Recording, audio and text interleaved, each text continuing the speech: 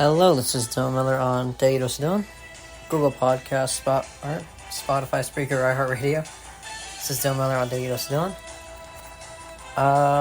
Alright, this is probably going to be, definitely going to be my last podcast before I leave for a week. I do apologize that I was only able to get, my third one, I believe, this week, Monday, Wednesday, today.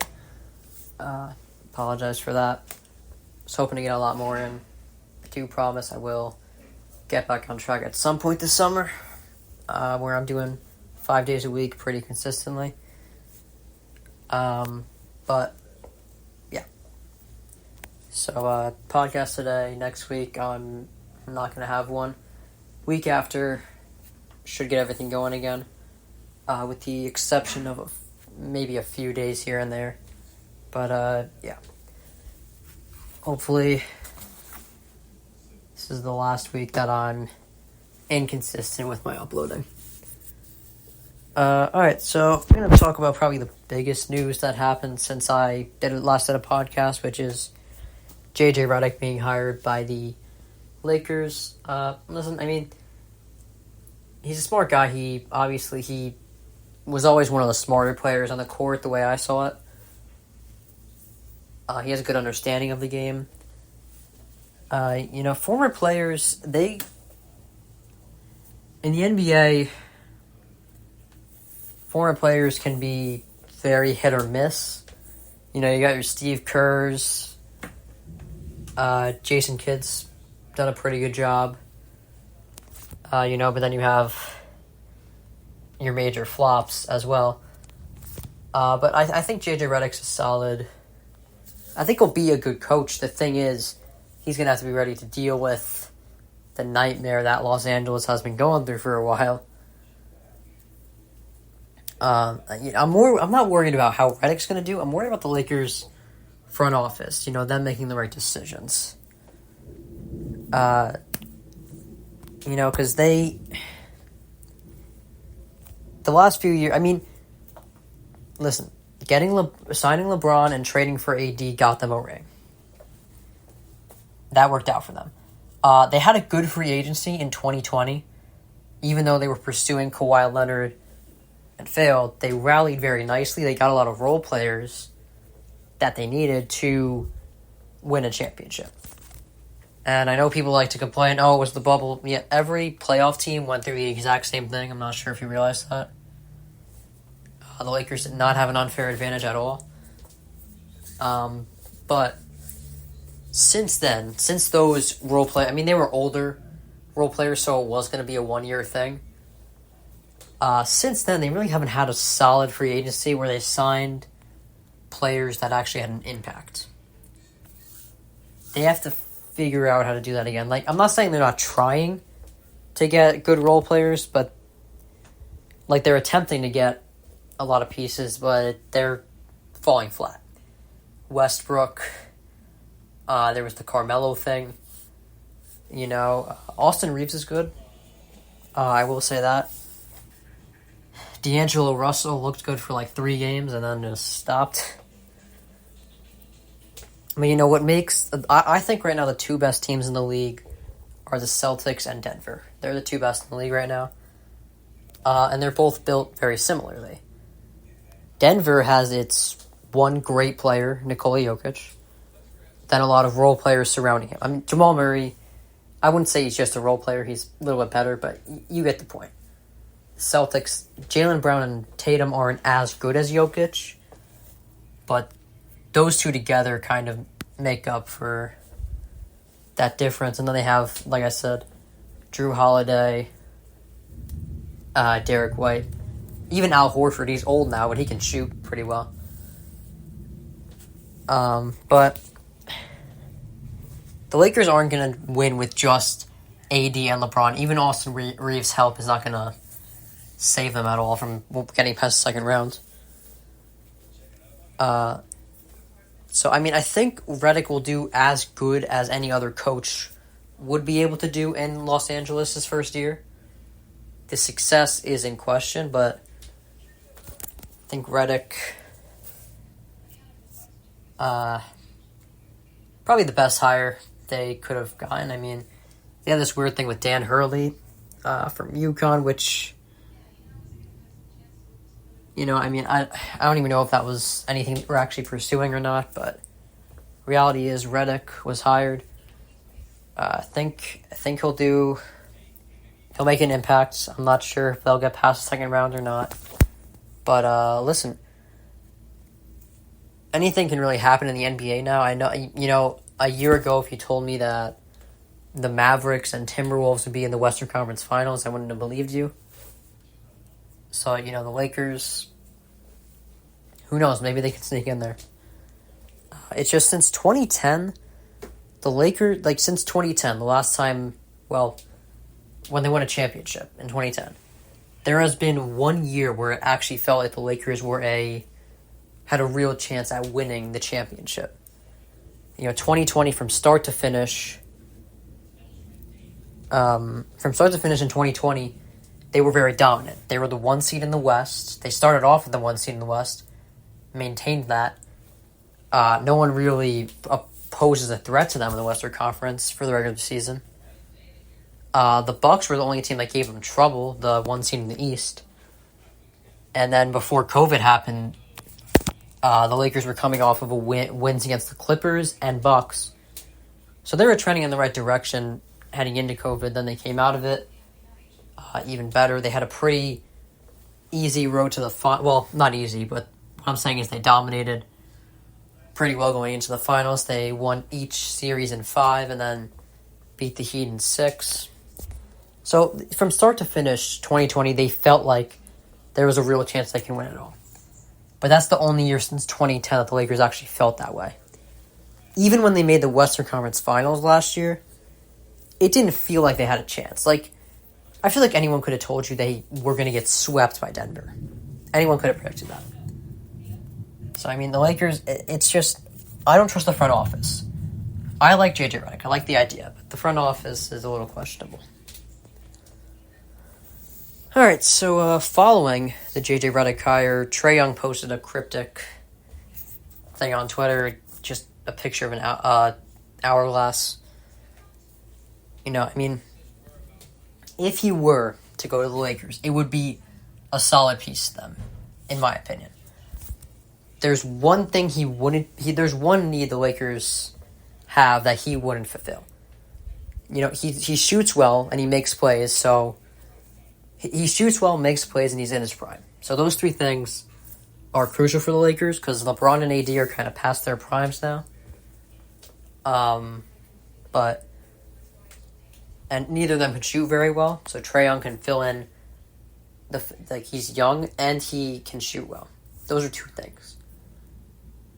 That being said, the Lakers need a lot more than just one shooter because they have absolutely no one right now that can shoot. And also, Trae Young, he doesn't have defense. That's another major thing. You need some defenders. The Celtics have Drew Holiday. Derek White's solid on defense. So the Lakers need someone like that. But if they were to go after Trae Young, I don't think it would be a bad idea at all. I think it would help them. Just not push them. It wouldn't push them past Denver, is what I'm saying. All right, so I'm not sure. I'm going to talk about this again, but the mini camp with Aaron Rodgers. Listen, a major thing is, like I said this on Wednesday, I believe. I feel like he's missing out on a major thing because in Green Bay, I think part of the reason he was so successful was because he had great communication with his O-line. No one was better at getting people to go offsides for a free play than Aaron Rodgers and Green Bay's O-line. They did it the best. But if he doesn't have that kind of communication with the Jets O-line, he's not going to have the same results he had in Green Bay. I feel like that can kind of mess with the flow of the game that Rodgers is used to. Because for some reason, even though I think he's one of the smarter quarterbacks in the game, like to ever play the game, one of the smarter quarterbacks, he seems to not realize that he's not in Green Bay anymore.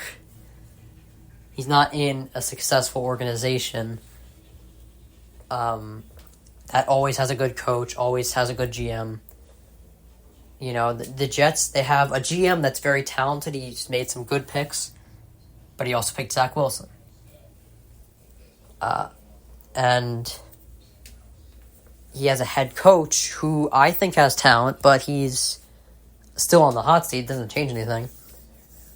So he has to realize he's in an entirely different position than he's ever been used to. Alright, so there seems to be a push for an 18-game NFL regular season. I don't really see a point of pushing past 17, to be honest with you. Because when you think about it, a lot of, maybe not a lot of major players, but a lot of key players are injured after like week 12. You know, there's a lot of injuries as it is with the normal NFL schedule. I don't see adding games doing any help, especially just one game. That's not going to do anything. If anything, it'll make it less entertaining, I feel, for most NFL fans. I feel like the reason the NFL is more popular than the NBA and MLB is the shortened season. You know, 16 games and then playoffs is a lot easier to stay.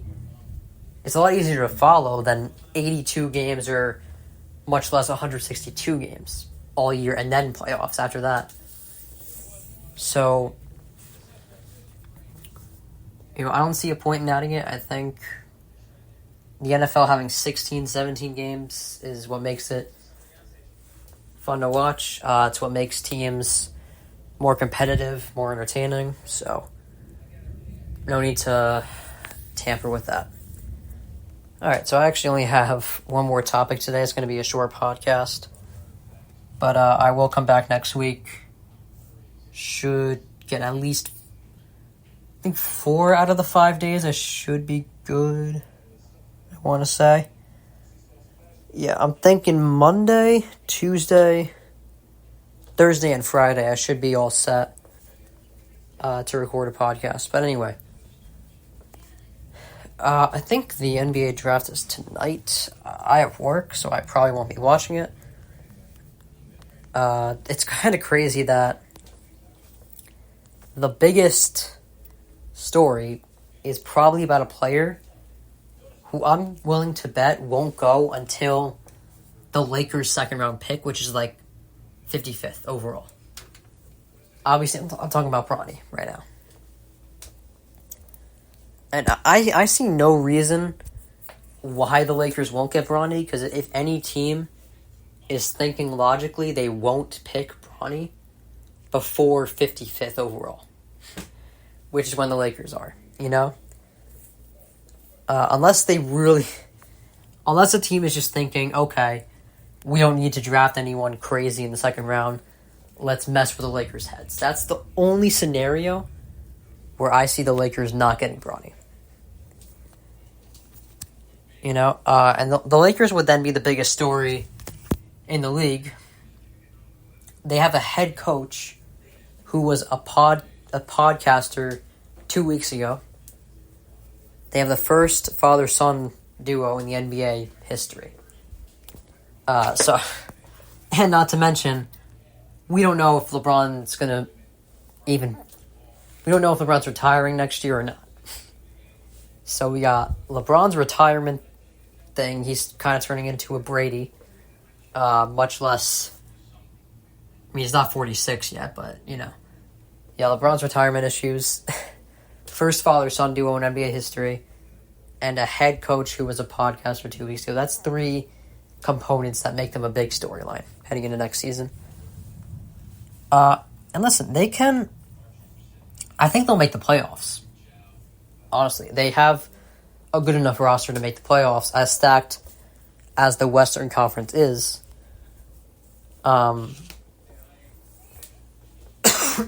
Sorry. You know, if they add a shooter, because they made the first round this year. They were pretty easily beaten, but made the first round. If they had a shooter, they're probably heading into the second round through that. Add a little more pieces, you might be assuming LeBron and AD are healthy, which is a big stretch. Assuming LeBron and AD are healthy and you get a shooter, a few other pieces, you should be looking at potentially making the Western Conference Finals, probably losing to Denver, but that's what they're probably looking at if they play their cards right. But like I said, it's hard to call, especially in the Western Conference. Like, I'm willing to bet next year in the East, the Celtics are going to dominate again. Because their players are still young, and they're not old at all. I mean, Jrue Holiday's a little up there, but he doesn't have to do much. So, you got them. The East is kind of interesting outside of the Celtics. Because, like I said, the Celtics are probably going to be number one again in the East. But 2 through 7 is very interesting. You got the Knicks. Came out of nowhere this year. The Cavs. Don't know what's going to happen with Donovan Mitchell. The Pacers are an interesting team as well. Made the Eastern Conference Finals. Pretty easily beaten, but the Heat are going to have Jimmy Butler back. And the Bucks are going to have Giannis back. So the East is actually very interesting outside of the Celtics. But the West, man, it can be... The Thunder are probably going to come back better than they were this year. Shai Gilgeous-Alexander is a year older. He was an MVP candidate this year. I don't know if they'll be second, like top 2 in the West again, but they're going to be good. The Mavs should come back the same way they were. Maybe we'll see if they're able to go back to the Western Conference Finals again, but they'll be good again. Denver's going to come back. They're going to come back with something to prove. The Suns are a questionable team, but they can be talented too. They have Kevin Durant. He's kind of questionable. Same with Bradley Beal, kind of beaten up. Devin Booker's solid, but he might get traded, so you never know. But, yeah, the West is stacked. Hard to make a call, but, yeah. That's my take on the NBA draft. The Lakers will get Bronny. I don't see anything conflicting with that. But, alright, good stuff today. This is Dylan Miller on Daily Dose Dylan. Spotify, Spreaker, or iHeartRadio. This is Dylan Miller on Daily Dose Dylan. I will see you next week.